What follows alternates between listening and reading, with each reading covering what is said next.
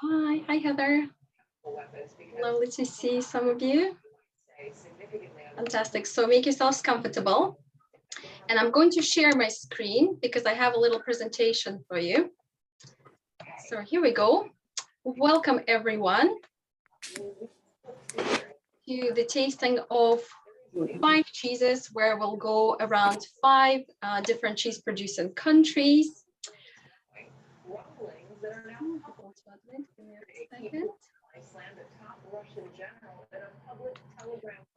So 5 cheeses, 5 countries. I hope you're excited as I am. Just a couple of words before we start. Those of you who ordered the cheeses to enjoy with me tonight have received a handout, and on the front page of the handout, you will find the map of our tasting, so to speak. So we'll start at 12 o'clock and we'll go round the clock. And you'll have some descriptions there of the cheeses, which you can keep, and you can take notes if you want.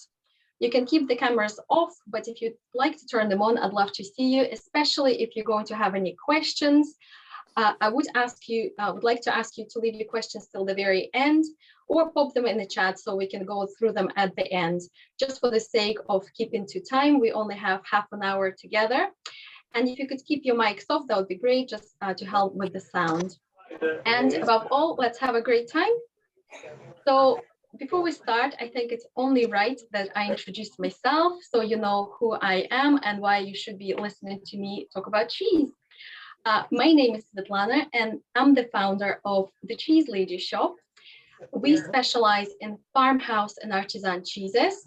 They're all natural, very complex, made with fantastic milk, crafted with care and love and precision, and matured to absolute perfection. So very complex, very delicious cheeses.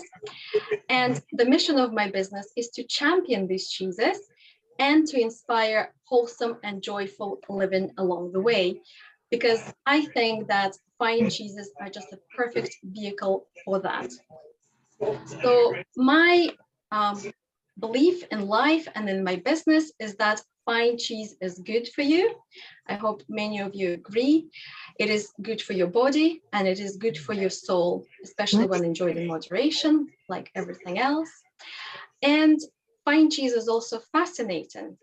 It just boggles my mind every time I think that all of the lovely cheeses that we stock in my shop and everywhere else in other specialist cheese shops, they come from something as simple as milk.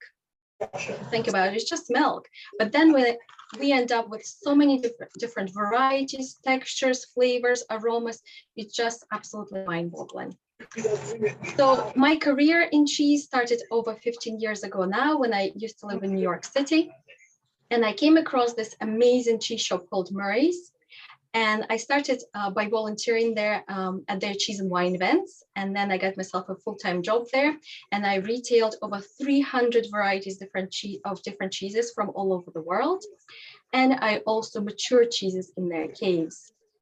From there, I went to France and learned to mature cheeses with one of the best affineurs in the world, Raymond's. And I also made cheese by hand here in Scotland, where I'm based now.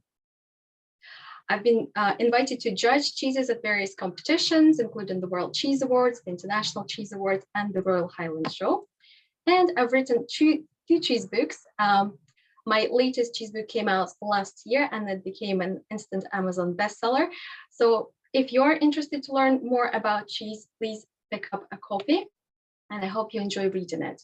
But that's very briefly about me, and just also to pose your attention on the kind of cheeses that we're going to be having tonight. Like I say, we specialize in farmhouse and artisan cheeses, but those words are not legally protected. So a lot of people can get kind of confused because sometimes they will be misused by certain larger companies without naming any names.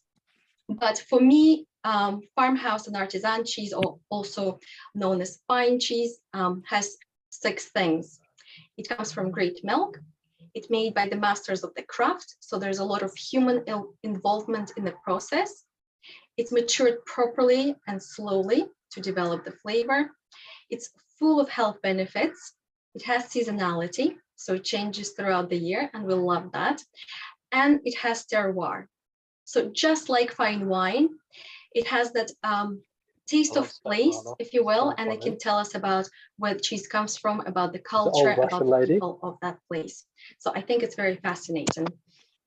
But now let's jump into our very first cheese. I hope you're all very, very hungry, and taste our Montenegro. Montenegro is from Castile and Leon in Spain, gorgeous region, but not a lot of great pasture for cows. So it's mostly sheep and goats that thrive in this kind of region. And one of them is Montenegro. Montenegro is made with pasteurized goat's milk and traditional rennet. And it's quite an unusual cheese because it is a blue cheese inside out. So if you look at Montenegro, you will see that it has blue mold only on the outside, whereas normally you would find throughout the piece. So that's the unusual thing.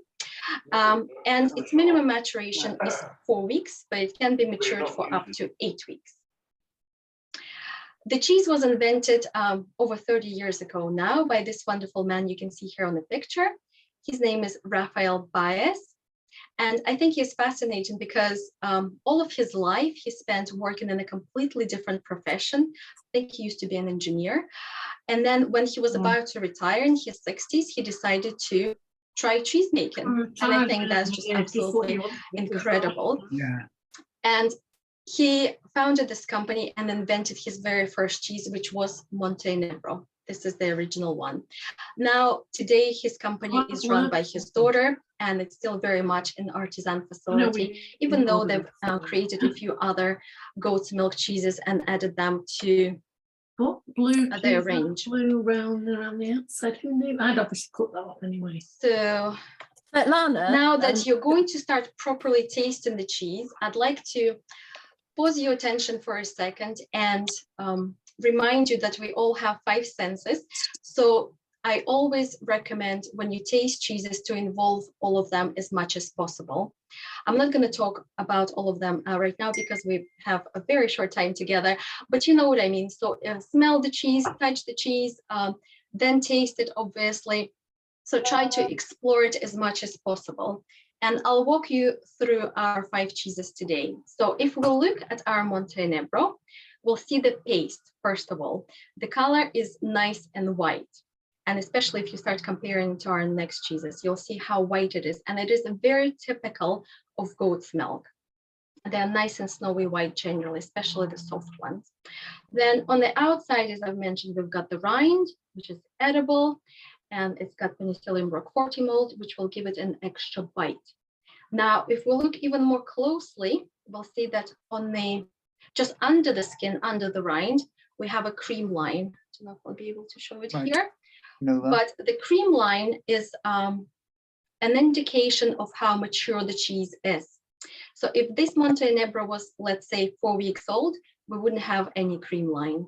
But because now it's ripened, a little bit longer, we've got the cream line, and the more mature Montenegro will be, the deeper this cream line will be. Now, if we touch the cheese or use a knife to try to spread it, we'll see the texture and we'll see that's nice and spreadable and therefore soft, but not gooey, it's not runny.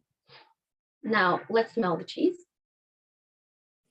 A lovely sweetness and nuttiness, a little bit of a herbaceous aroma. And on the outside, we can also get that little bit of earthiness from the rind and all the mold on the outside. And finally, everybody's favorite sense, taste. Let's taste the cheese. And as you're doing that, I'm going to sum up the description of Montenegro for you. In terms of texture, very creamy, very dense, spreadable, luxurious, and delicious, and rich. And flavor and aroma-wise, nutty, sweet, deep, lingering, and earthy. Of course, all great cheeses, farmhouse and artisan cheeses, will be quite long and lingering in their flavor. So that's what we love about them. Now, please, those of you who have your cameras on, give me thumbs up or any type of indication whether you enjoyed this cheese or not. Yeah, excellent. I'm getting thumbs up. Heather, Kenna, Andrea, and Selena. How about yourself? Yeah, good one. Excellent. Well, keep enjoying it. And if you have any questions, please put them in the chat and I'll get to them at the end of the session. Now, let's move on to our second cheese. And for the second cheese, we are going to one of my favorite countries in the entire world, which is France, and one of my favorite regions in France, Alsace. It's absolutely stunning, as you can see here on the pictures. These are my pictures from my last visit. It's absolutely beautiful, full of cute little houses and storks everywhere on the roofs. And that's just in Münster, and then wherever you go in Alsace, you pretty much see the same thing. Absolutely incredible. But as gorgeous as this region is, it's not very, how shall I put it, versatile when it comes to cheese. There's really only one that's really, really famous, and that's Münster.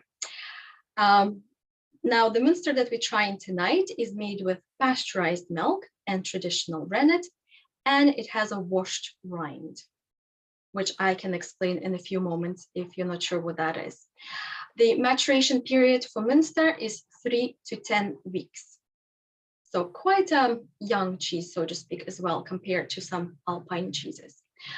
Now, Münster is a name-protected cheese. It's protected by the French law and by European law. And there are rules and regulations that people have to follow to make Münster.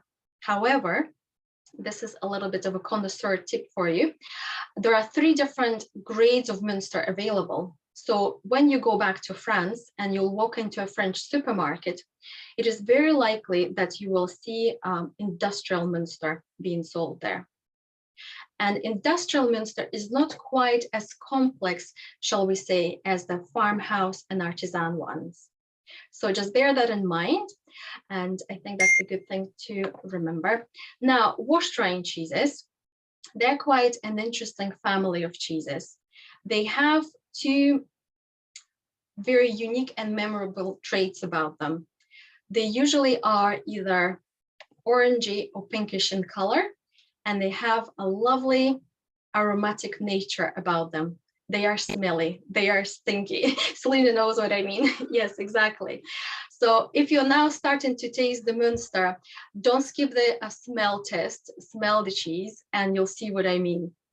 So these cheeses get washed with a brine solution when they're maturing, as you can see here on the picture. The brines can contain different things. It can be just something as simple as salted water, or it can have some wine, Marc de Bourgogne, different liqueurs, vodka even, so there can be different things in the brine solutions. But the reason why we do that is because we want to create this special family of cheeses. The bacterium that grows on them likes moisture.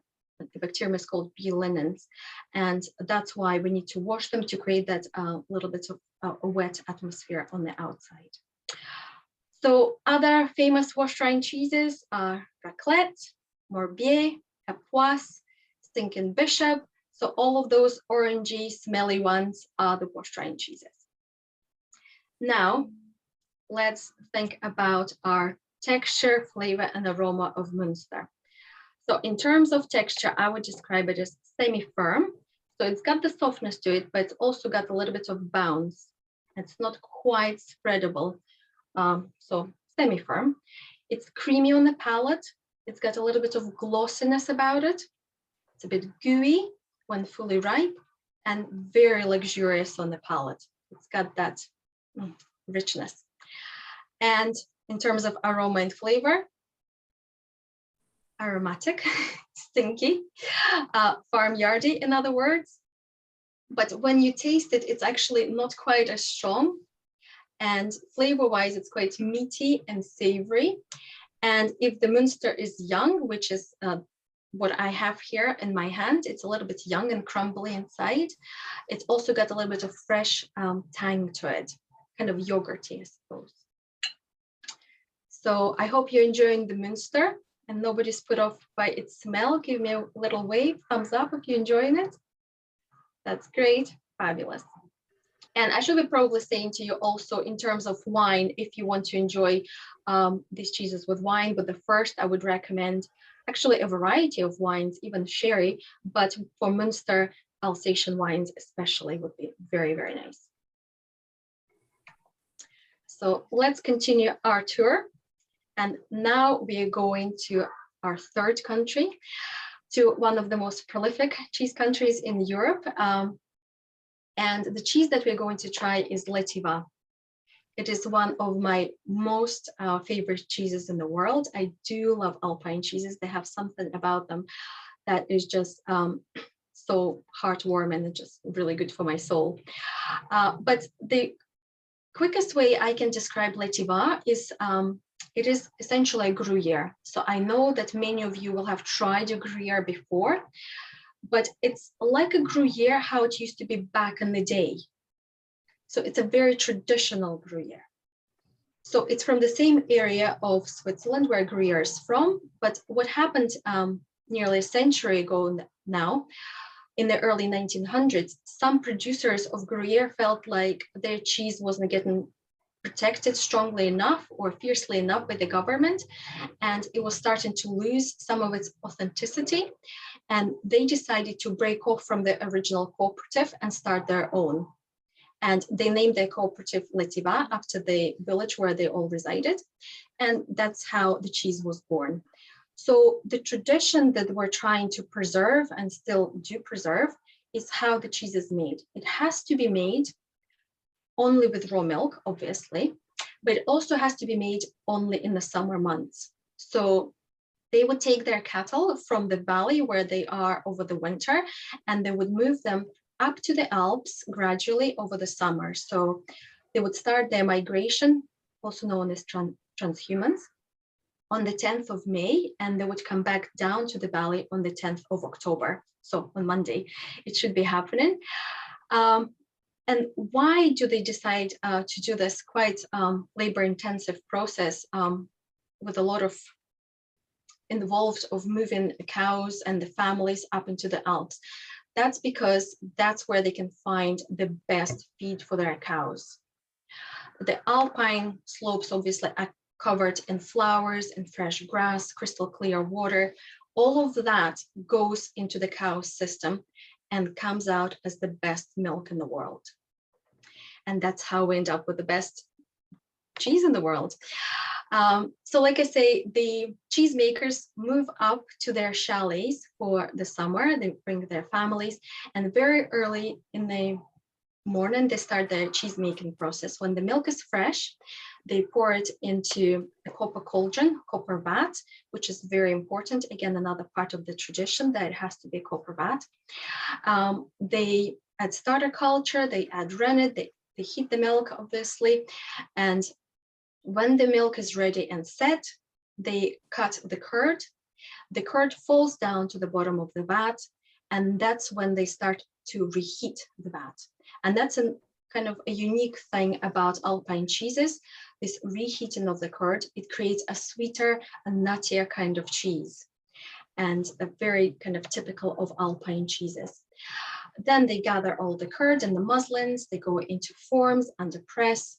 And after a few months in the chalet, where the cheese starts its maturation process, then all the wheels get taken back down to the valley to the cooperative cellar, which you can see here on the right-hand side.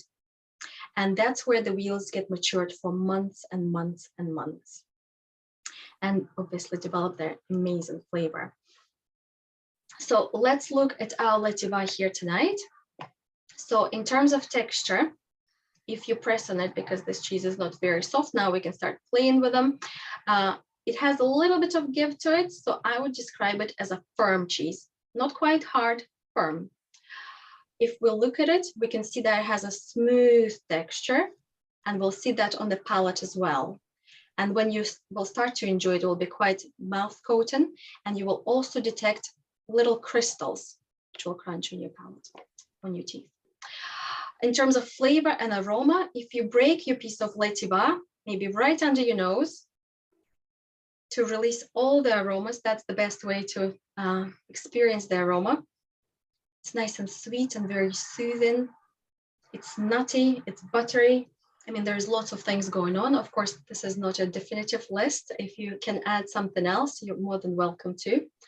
And I would also add that it's toasty, There are notes of burnt caramel, caramelized onions, very lightly smoky because it's made over the open fire. And of course, again, it's very complex and lingering. A super, super cheese. On the outside, I should say, it has a natural rind. So you can potentially eat this type of rind. You may find it a little bit earthy, but it's completely up to you. It's not going to do you any harm. You can enjoy it if you want, but if not, you can just cut it off. Now, please do let me know what you think about letiva by show of hands. Are you enjoying it? Is it a goodie? Yes, quality cheese, quality cheese. And for wine, this letiva is not extra mature. I would say it's about 12 months old. So here you can have it with a medium-bodied white wine or a medium-bodied red wine. But the more mature this cheese will get, kind of the more body of wine it will require. So kind of the more intense the wine will need to be. Lovely. Well, enjoy the rest of your letiva as we're hopping along and going to our next country. Now we are traveling down to Sardinia, a fascinating island. I've had the pleasure of visiting. It's very, very beautiful. If you are visiting just for going to the beach purposes, it's quite a different experience compared to if you're going inside the island and exploring it.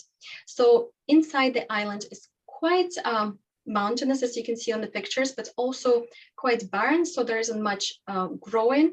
So over the centuries and millennia, people of Sardinia have adopted to grazing sheep on their land, and they eat a lot of sheep's meat and make a lot of sheep's milk cheeses. So Pecorino Sardo is one of them, and it's actually believed to be one of the most ancient cheeses in the world. So there are records of it being made since the Bronze Age. So I think that's quite incredible. And of course, because it's such a historic cheese, it's protected by law, and there are different rules and regulations, again, that cheesemakers have to follow, which we won't go into because there are too many, but one of them is that it has to be matured for a minimum of 3.5 months, but that's when you can enjoy it with salads and sandwiches and things like that. But after 6 months, Pecorino or Fiore Sardo can be enjoyed on the cheese board because it develops just enough flavor to be complex and lingering and just fabulous with a glass of wine. Now, a little word about pecorinos in general, and I hope you love this picture as much as I do. I think it's super adorable. But these three gorgeous sheep represent the most famous pecorinos from Italy.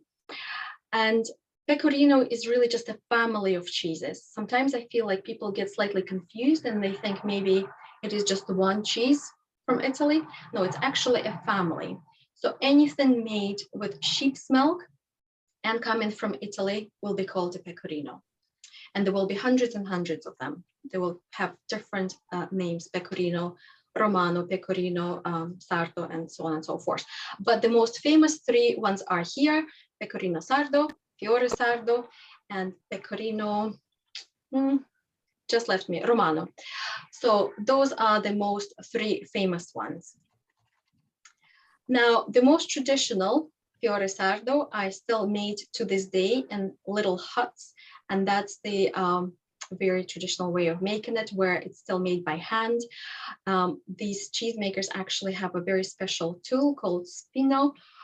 It's spherical, so when they cut the curd, it creates kind of a ruggedness to its texture. So if you're tasting and you're exploring your cheese already, you'll see, especially compared to letiva, it has that ruggedness, a little bit of a broken texture.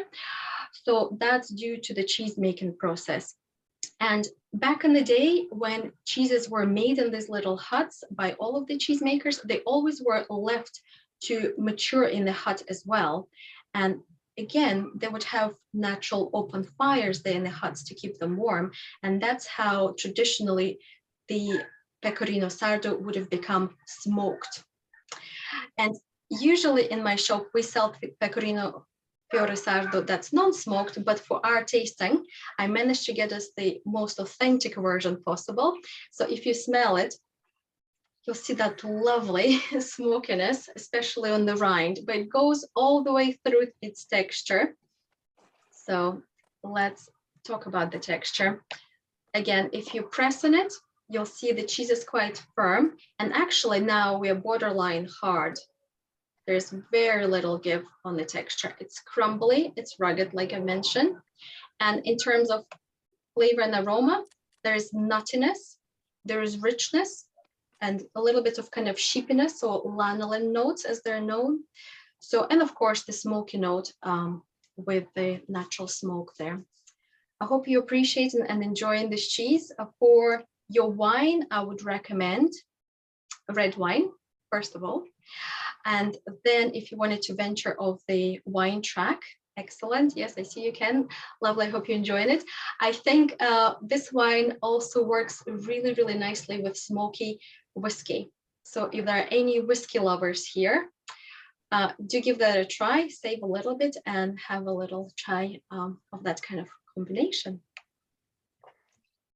So enjoy the rest of your Fiore Sardo. And now I'm going to bring you back on our whistle stop tour of cheeses back to Europe, back to Britain.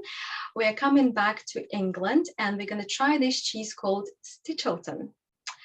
I'm still quite surprised every time I do this cheese at a tasting by how few people are still familiar with it, and it is a little bit of my mission to introduce it to as many people as possible because it is a gorgeous cheese. Essentially, it is very similar to another famous British blue. I don't need to name it, you know the one I mean, but it is made in the most authentic way possible. And what I mean by that is that it's made with raw milk.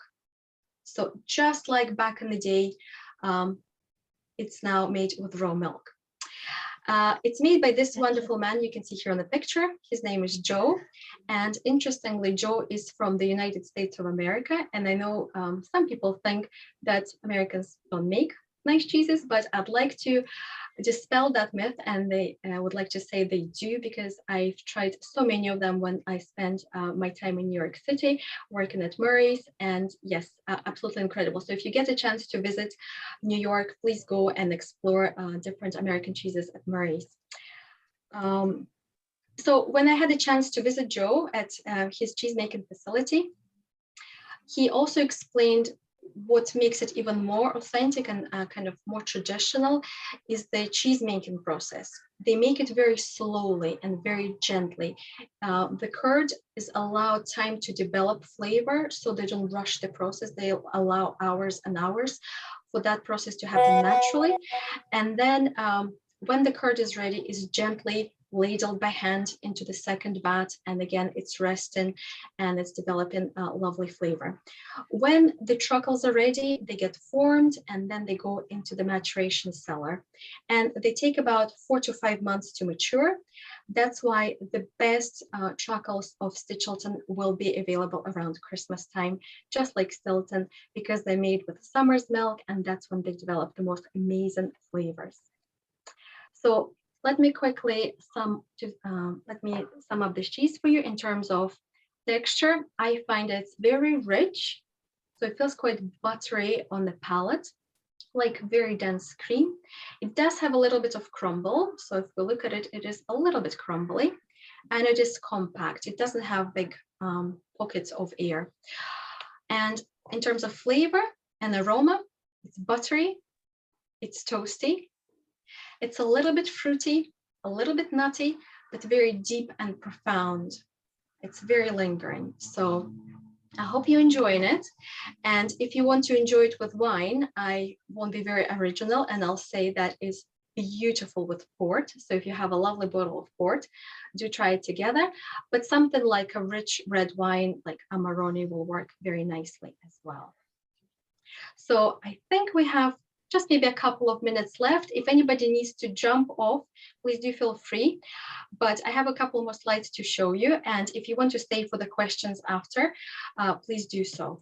So now to wrap up our tasting, I would like to say I hope that you agree with me now on this brief tour of Europe and Britain, that cheeses are absolutely fascinating. There's so much to talk about, so much to discover. We could be here for hours, literally, and days probably.